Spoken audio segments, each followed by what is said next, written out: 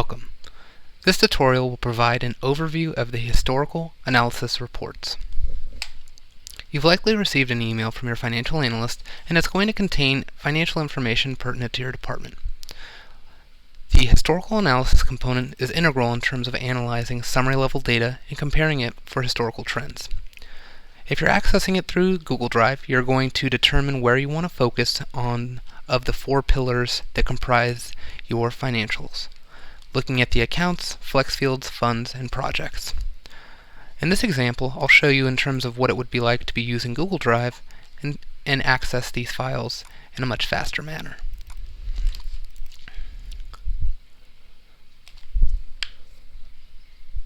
Once the document is open, click Enable Editing.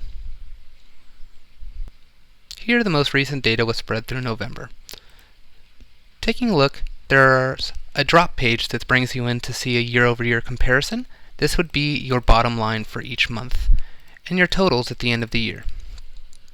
Taking a look, you can actually see an average, median, and range on a monthly and annual basis based on 10 years worth of historical data.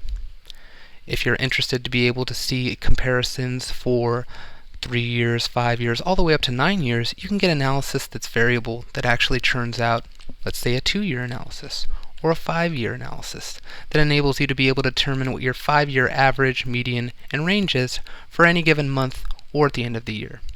Additionally, you have graphs that are also going to be generated below that can be used that actually provide overviews on a monthly basis, as well as giving you stats on both a monthly and annual basis. The Account Analyzer works similar, but on a more micro level, in the sense of allowing you to delve into individual accounts. So for instance, let's say I'm taking a look at my overall monthly statement here for fiscal year 15-16, and I see a particular line item that catches my attention. In this instance, I would say in-state travel, non-airfare. So perhaps this is something that happens year over year. Maybe I already know this cost off the top of my head, or maybe I don't, and that's something I really want to delve into or ask my financial analyst to do. I would figure out that this is a 57213. I'm going to go in and enter 57213 on my keypad and then hit enter, and you can see here it's actually pulling up your overall information. So taking a look, it seems like this may be a potentially new conference that was attended. The last time that we ended up seeing something that came through in the first 2 quarters looks like August, and that was in fiscal year 13-14.